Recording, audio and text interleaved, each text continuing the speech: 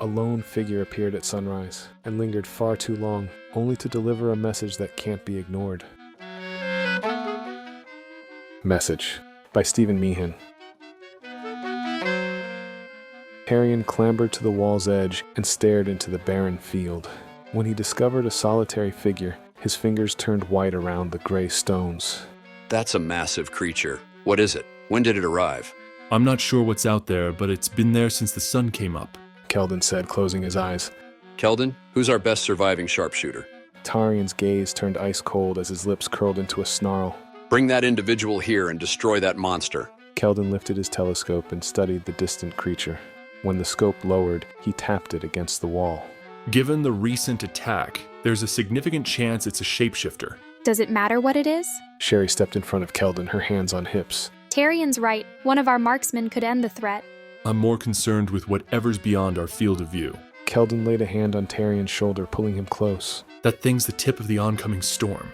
Sherry threaded her fingers through her hair as she stared at the creature. Why are you trying to distract us from the simple solution?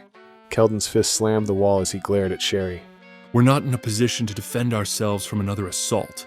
Sherry blanched as she gripped her chest.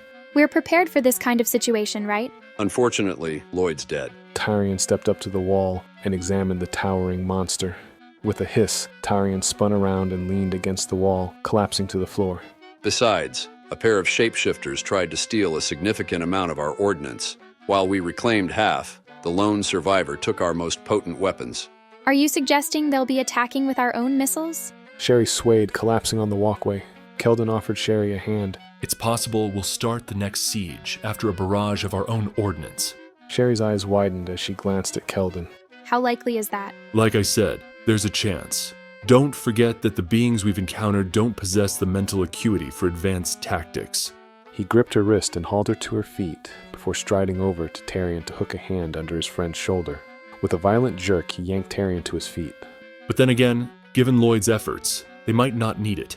Sherry rushed over to Keldon, grabbing his arm. Then why aren't you freaking out? Thankfully. Keldon replied, freeing his arm.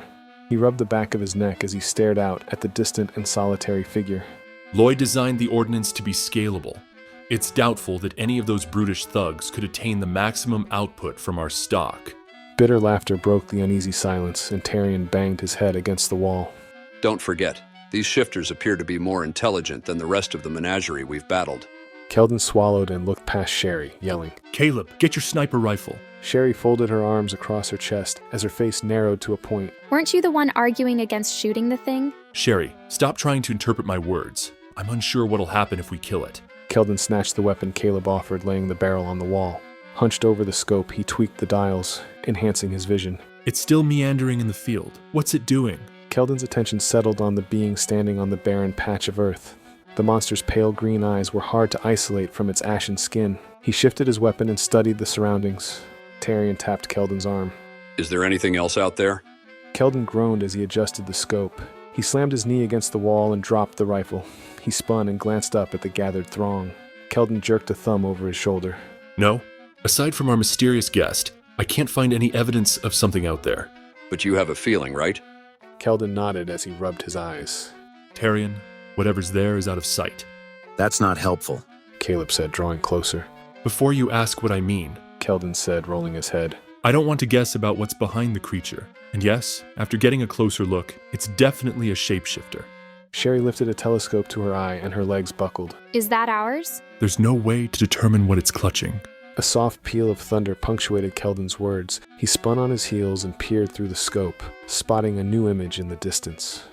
Keldon plucked the rifle off the ramparts, looked down the scope, and identified the object. He slammed the weapon against the wall and cursed. It's a missile, Caleb groaned. isn't it? Tarian watched as the rocket hurtled toward them, but at the last instant, its trajectory altered and plowed into the ground before exploding. Keldon grabbed Tarian's shirt, pulling him away from the edge as the stone crumbled. Keldon climbed to his feet and searched for the rifle, but when he couldn't find it, he withdrew his telescope and scrutinized the solitary figure. The shifter flashed an unnatural grin as it waved and stalked toward the horizon. What's happening? Sherry asked. The monster's walking away. It came to deliver a message. Caleb rested his hand on Keldon's shoulder as he tapped the crumbling stone with his foot. And I say that we received it. The monsters will not be far behind. Caleb's right. And this time, we won't have a wall to blunt their attacks. Keldon lowered the telescope as he studied the devastation. He squeezed Caleb's shoulder. Do you know anyone who can fabricate more ordnance? No one's capable of replacing Lloyd. His genius in designing bombs was unmatched. Caleb scratched his neck as his eye fluttered. That said, if we're given enough time, we might pull something useful together. You'd better get started then. Tarian said as he disappeared down the stairs.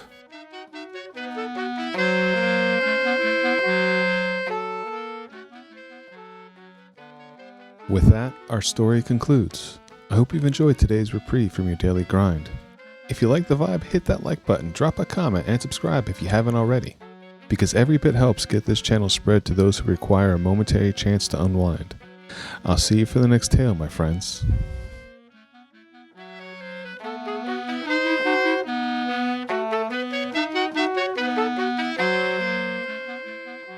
Thanks for reaching the end of the video. But why not keep the rhythm going? Pick one of the videos on screen and settle in for another moment of escape. And if you haven't yet, hit subscribe and tap the bell to get notified when new tales drop.